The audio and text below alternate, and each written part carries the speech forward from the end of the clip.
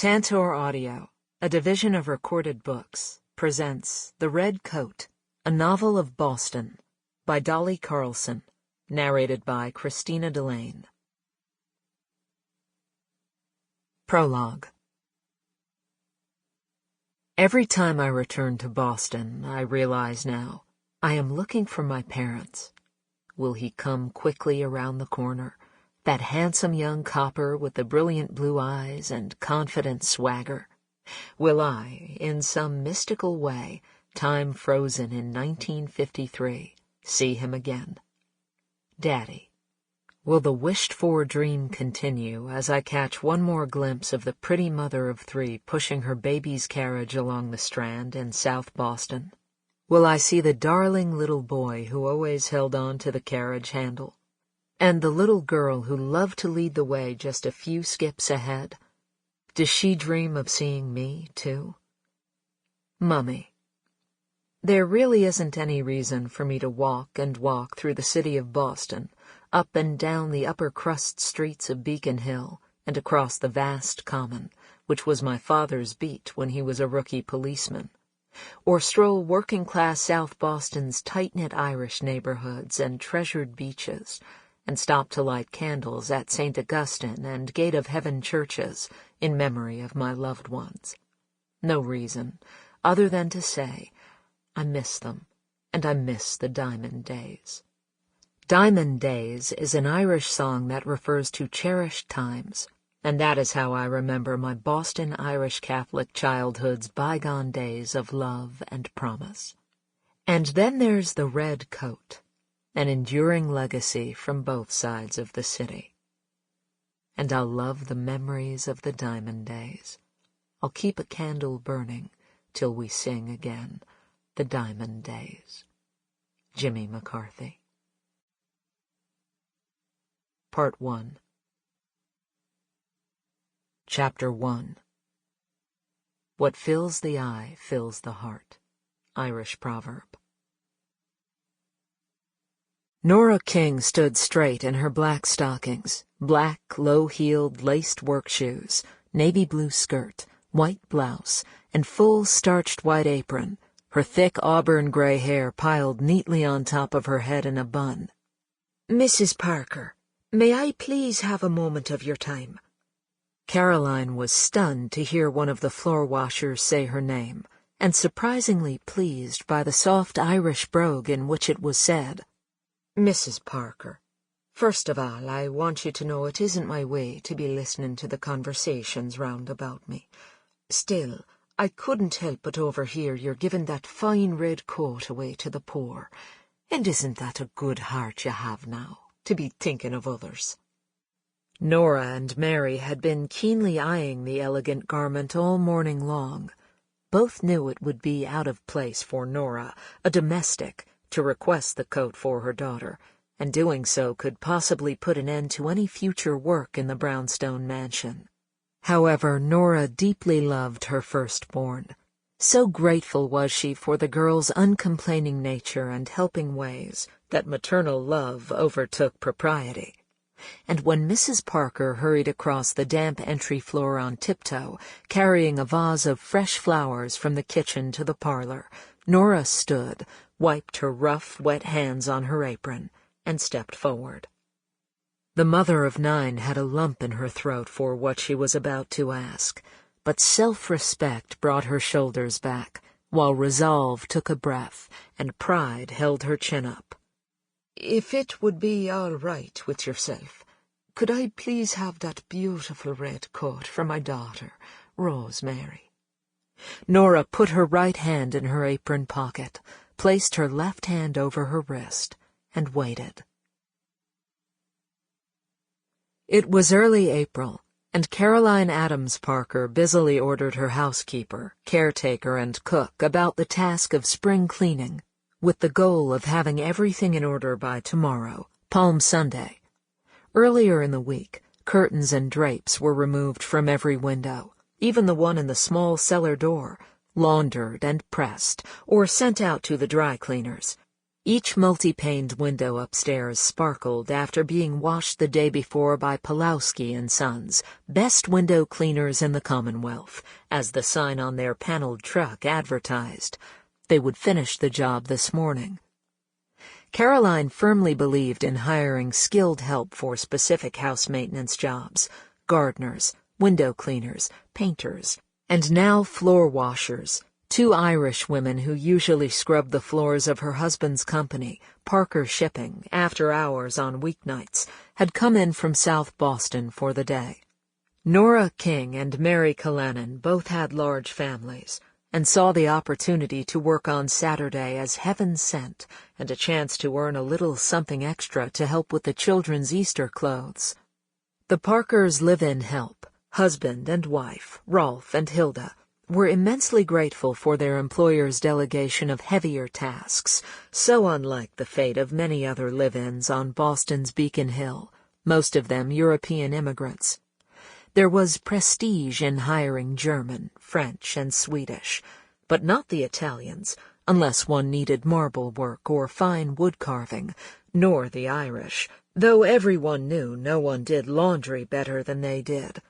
Years ago, Caroline's mother, Rebecca Merriweather Adams, proper and kind-hearted, diminutive in stature but enormously particular, had a white Chinese rice linen tablecloth that had been badly stained with red wine. The predicament birthed a favorite family story, which Caroline repeated to Hilda as they sat at the dining-room table slipping damask napkins into ivy-embossed silver rings for that evening's dinner party. The Irish women, working nearby but unseen, heard every word. My mother was absolutely convinced she'd never be able to use that cloth again. Then Prue Walker suggested she borrow their laundress, Mrs. Finity, who wasn't a bit worried about getting that stain out. And she did. It's perfect. The Irish are positively magical at bringing lost causes back to life. Nora and Mary shook their heads. Hilda, aware of the scrub women's location, felt the need to redeem Mrs. Parker's somewhat patronizing account. "Yeah, Mrs. Parker, your mother, she was right. Those Irish ladies have already begun their magic. The entry floor shines like the State House dome." Kitchen cupboards, even the pantry, and every single closet in the house were cleared of anything Caroline considered clutter, including her daughter's red wool coat. Imagine, Hilda. The girl only wore it for a season, and that was 2 years ago. No sense in having it take up space. With that, she handed the coat to her trusted long-term housekeeper. "And, Hilda, put this on the entry settee with the other things, will you, please?" After the coat had been placed on the settee, just 3 feet away from where Mary and Nora were on their hands and knees, scrubbing the black and white marble entry floor, Nora whispered, "And wouldn't that beautiful red coat look grand on my Rosemary?" She dipped her scrub brush in a bucket of suds and back again to the floor. "Sure, and you've seen her wearing the dull brown tweed for years, and now it's so threadbare we won't be handing it down to her sisters. And haven't they said so themselves?" Picturing the pretty faces of her Kay and Rita, she smiled and kept scrubbing. "Oh, God in heaven, wouldn't I love to be bringing that fine coat through me front door for Rosemary."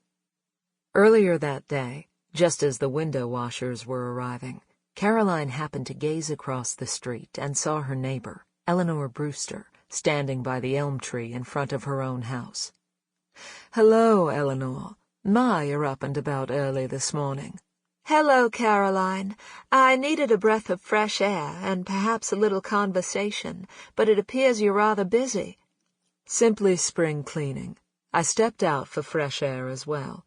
The house positively reeks of pine, which will, of course, be lovely once it calms down.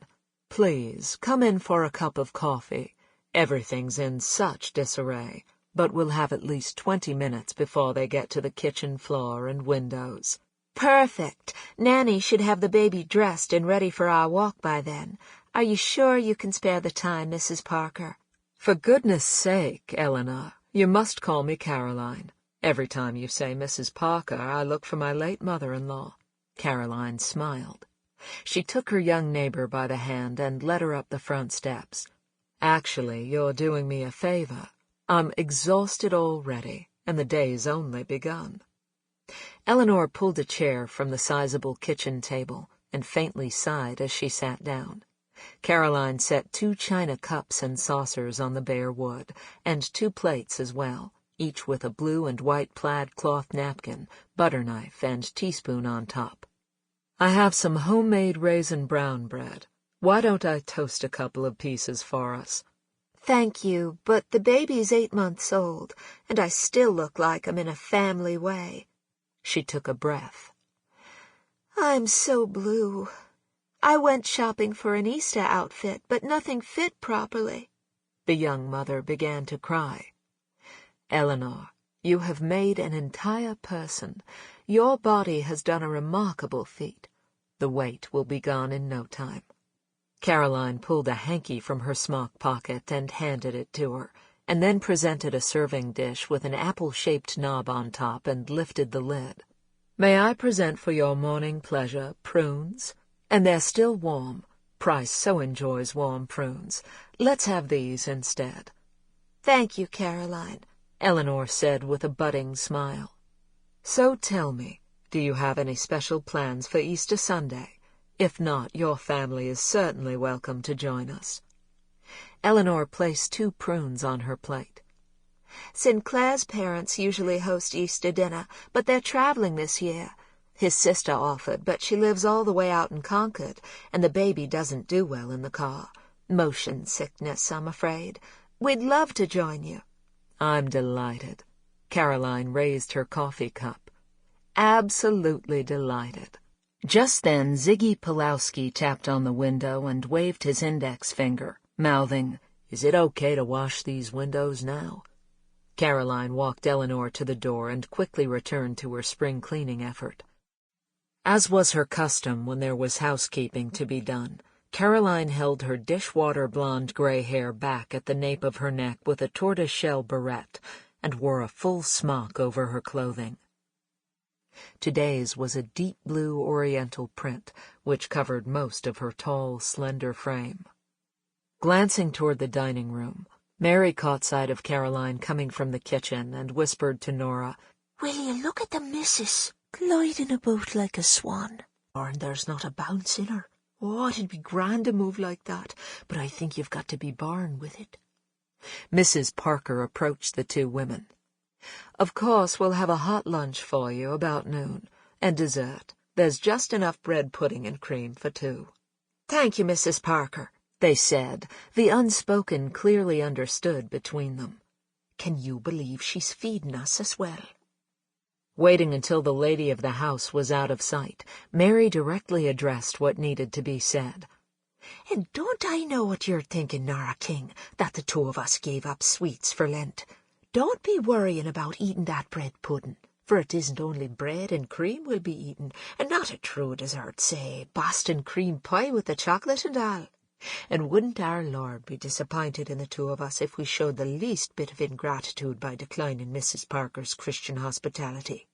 Nora whispered, Sure, and your smooth tongue will talk us right into heaven when St. Peter asks why we went back on our solemn promise for Lent 1941. I'm depending on it, Mary. You'd best practice that Christian hospitality bit so you've got it down pat for St. Pete.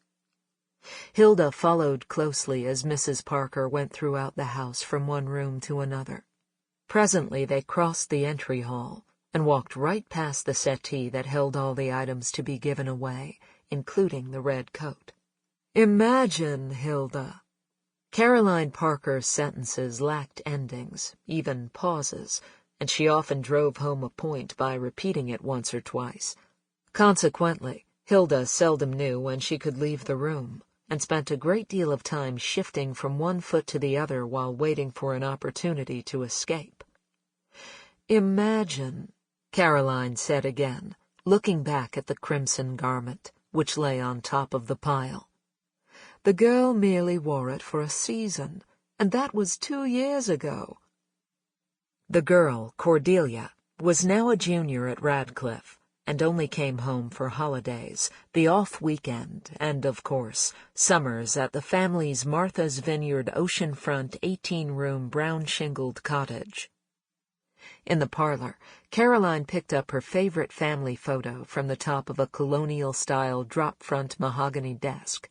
It was of Woodley, or Woolly, as the family came to call the cottage because, as a little girl, Cordelia couldn't pronounce its proper name. The image captured, in her brother's words, the Four family, playing Monopoly at a charmingly worn wicker table on the sweeping front porch. Grammy Parker had snapped the picture when they weren't looking. "Those days were the best of times," Caroline wistfully said to Hilda, "when the children were young and my husband wasn't so tied to the family business. But of course his father was living then." As Caroline put the photo back in place, Hilda inquired, "Will Miss Cordelia be coming home for Easter?" "Oh, yes, she will, Hilda. You and Rolf had best prepare yourselves, because she's asked to bring home some of the gang, as Cordelia insists on calling her friends. Most of her gang live out of town, and it seems that my daughter has become a mother hen. It's a good thing you thought ahead. I'd completely forgotten to tell you there will actually be 12 of us for Easter dinner, which includes you and Rolf, of course." Caroline was insistent about Hilda and Rolf joining the family for holiday dinners. The thought of them eating their Easter meal all alone in the kitchen, or in their small apartment over the garage, was positively unacceptable. "Mrs. Parker, that would make yourself, Mr. Parker, Pip, Cordelia and her gang." Hilda's full face grinned at using the word. "And I assume Mr. Parker's aunts will be joining us as well?" "Oh, yes, they will. And you can plan on Aunt Martha walking right through the front door as she has every Easter, with a large egg-shaped box of Fanny Farmer chocolates. And of course her sister will bring Easter baskets for the children. I tried to get Aunt Agatha to understand they're college students now, and it wasn't really necessary, but she wouldn't hear of it. You know the aunts, Hilda. No changing their stubborn Yankee minds once they're made up." "So, Mrs. Parker, if my arithmetic is right, that means Miss Cordelia will be bringing 4 of her friends. Is it possible for us to get their names this week for Easter Sunday's place cards?" "Yes, of course. But you'll need to make the phone call yourself, Hilda. And I suppose Cordelia will expect them to spend the night as well. Oh, my! And just as we were finally getting the household in order." Caroline often longed for the days when her son and daughter were children, and life was easier to manage. Now we have young people coming and going at all times. It's very difficult to keep everything as orderly as Price prefers. But wasn't it wonderful of him to suggest we hire those 2 women from South Boston? "Yes, Mrs. Parker." He was eager to, actually. Mr. Parker was leaving the office late one night, and overheard them speak so favorably of Parker Shipping, he determined to offer them whatever work he could. Hilda shifted her weight to the other foot. Caroline adored her husband, and delighted in telling anyone who asked about their courtship. "I set my cap for Price the minute we met. He's the first and only boy I ever kissed." Their young adult children, Price Irving Parker III, Pip, and Cordelia Ann Parker, Cappy, considered their parents' love story embarrassingly old-fashioned. Earlier that morning, as Caroline and Hilda were freshening the master bedroom, a piece of stationery slipped out of the small stack of books Hilda held under her arm while dusting Price Parker's nightstand. "Mrs. Parker, I'm sorry, but this fell from your husband's Bible, and I don't know exactly where he had placed it. Do you?" Caroline Parker received the familiar, though not seen for years, whisper-pink vellum notepaper from her housekeeper's hand. She perused the correspondence, removed her chain-held glasses, let them fall gently on her chest, and said, "I gave this note to my husband before we were married, at our wedding rehearsal dinner to be exact, and asked him please not to read it until he got home. Shall I read it to you?" Hilda knew this wasn't a question, so she stayed put but was not without surprise at being told something so personal. Holding the delicate notepaper in her right hand, Mrs. Parker read aloud. Our wedding day. You in your home, me in mine, will begin that morn as two. Then you as groom and me as bride will sweetly say I do. And at the close of our wedding day, when the moon says good night to the sun, I'll be yours and you'll be mine, and we'll end the day as one. God bless you always, my spouse to be with, love and peace and laughter, and may he bless our days together with happily ever after. All my love, Caroline. June 3rd, 1922. And just for fun, Hilda, let's put it in the first chapter of the Book of Ruth and see if Mr. Parker notices, she continued. You see, as part of our wedding vows, I recited Ruth chapter 1, verse 16. Truth be known, it was at his mother's secret request. Where you go, I will, and where you stay, I will stay. Your people will be my people, and your God my God. Hilda panicked. I've never heard of St. Ruth. I don't know where the Book of Ruth is. Mother of God, please help me. The housekeeper feared her ignorance of the Bible would reveal the Catholic faith she and her husband did such a good job of hiding, out of deep concern for their jobs. As far as Caroline Parker knew, the one and only church the couple attended was the German First Lutheran Church of Boston. Miraculously, a way out came to Hilda. She picked up the lamp from Mr. Parker's nightstand with her right hand. Her left held a dustcloth and the books. Mrs. Parker retrieved the Bible and placed the pretty paper within the first pages of Ruth. Relieved, Hilda turned toward her employer and gleamed. In the old country, when Rolf told me it was time we marry, I said, yeah, but only if you promise we will go to America. Then I'll marry you. Otherwise, I stay here with Mama and Papa. The next day he came back to my papa's house with 2 steamship tickets for Boston. Well, I'm delighted Rolf was that determined. How would we possibly manage without you two? Mrs. Parker said. Ever since the Parker children were in their adolescent years, Caroline's husband, Price Irving Parker II, had been solely responsible for Parker Shipping with its fleet of cargo ships, employee base of 100, and the weekly administrative staff meetings that kept it all going. This required a great deal of time away from home, both around the country and abroad. Price Parker owned most of the company, having bought out his brother years ago. However, 2 maiden aunts, his late father's younger sisters, and his late brother's 3 adult children's trusts still had small interests in Parker Shipping. His niece and nephews seldom asked about the state of the company, other than a polite inquiry at family gatherings. However, the 2 aunts frequently phoned their nephew to see if there had been any changes they needed to know about. Price Parker knew their calls were made more out of loneliness than concern for profits, and after bringing them up to date, he would often extend a lunch invitation. I know you ladies enjoy Italian food. We could go to the North End, or maybe you'd like to go to Chinatown. I'll come by and pick you up. The aged but quite sprightly aunts, Agatha Camellia and Martha Hepatica, their middle names inspired by the language of flowers and their meanings, excellence and confidence, lived together and had a tendency to frequent the same establishments within a safe walking distance. Although both ladies were well-traveled, with trips to the Orient, Europe, and most recently India, with the assistance of a hired companion for such endeavors, they hesitated to venture into Boston's Chinatown or Italian North End.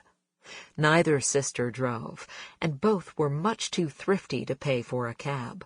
They wouldn't consider taking the subway. But we don't mind boarding the trolley once in a while, they would say. The Parker household was abuzz with such busyness. Caroline loved gathering the family together for the holidays, but especially for Easter. She truly enjoyed the tether of getting ready for company. It's the perfect excuse for getting the house and garden in order and good repair. Preparation was well underway, with the many workers at their tasks and the Beacon Hill matron's focused supervision. "Hilda, we need to continue sweeping through this house." All of a sudden, Caroline picked the red coat up from the entry settee. "I wonder if Cordelia has forgotten about this." Just as quickly, she put it down again, giving strict orders. "And Hilda, please see that none of these items go to St. Vincent de Paul. I don't trust the Catholic Church. How do we know they don't sell our things and keep all the money for themselves?" Hilda answered, "Frau Parker." Her domestic service had begun in Germany when she was a young girl, and Frau came to her more naturally, but she corrected herself immediately. "Mrs. Parker, will the Salvation Army over on Berkeley Street be satisfactory, or shall I send everything to the Morgan Memorial in the South End?" Hilda was almost out of the entry, but Caroline was merely taking a breath. "Have you seen where some priests of the Catholic Church are now residing?" "Mrs. Parker, it's not my place to know where the priests live."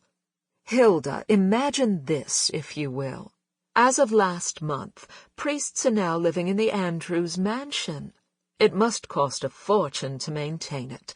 William Andrews was out of his mind, giving that splendid home to the Catholics." Believing Catholics was the last word, Hilda turned, took 2 steps, and was on her way out of the room with 1 foot on the threshold, when Caroline continued. "His children, of course, contested the will, but it was ironclad. Fortunately for those papists, Cardinal O'Connell befriended Mr. Andrews in his later days. It's a good thing his Protestant mother isn't alive to see priests living in her home." Hilda was saddened by Mrs. Parker's tone when she said papists, and remained concerned her employer might one day discover Hilda herself had Catholic roots, though she claimed the Lutheran Church as her own these days. On occasion, Hilda would make her way to Holy Trinity Catholic Church and pray the prayer she loved best. "Gegrüßet seist du, Maria, voll der Gnade. Hail Mary, full of grace." As they walked past the parlor, Caroline finally answered Hilda's question. "Let's send it all off to the Salvation Army this time." Mary and Nora were moving the parlor furniture and rug to one side of the room so they could scrub the other side thoroughly, and overheard Mrs. Parker's instructions. "Nora," Mary said quietly. The 2 women spoke only when no one else was in the room, and even then very softly. "what harm will it do if you ask Mrs. Parker for the coat? And wouldn't you be regretting it if you saw that lovely red coat going down the street on another young girl in Southie?" Nora stopped scrubbing. "I'm thinking about it, Mary." Hilda was standing in the kitchen gathering a white broadcloth cafe curtain onto a brass rod as Mrs. Parker perused her list of things to do. "There's so much to accomplish today. It's positively overwhelming." And then she whispered, but the Irish women, who seemed privy to everything said that day, still heard her. "When I see these 2 earnest women on their knees, washing my floors, well, heaven forgive me for complaining." Caroline's voice returned to normal. "How am I supposed to finish collecting all these unneeded garments and items, help you with the table setting for tonight, wrap the gifts, have my nap, and be decently dressed and ready to welcome guests for my uncle's birthday dinner, all in one afternoon?" The floor washers were still listening. Mary caught Nora's attention by lightly touching her forearm, and they grinned and rolled their eyes at what the lady of the house considered overwhelming. Mrs. Parker declared, "I'll simply have to miss my nap." Nora rose to her knees, put both hands at the small of her back, and thought of the only people in South Boston who took naps: babies, cranky children, the elderly, and husbands who worked the night shift. Mary had her own thoughts about Mrs. Parker's dilemma. God in heaven, and don't most of Southie's mothers work for 3, 4 or more nights a week after a long day of caring for their children, house cleaning, shopping, cooking, sewing, and doing all sorts of laundry? Sample complete. Ready to continue?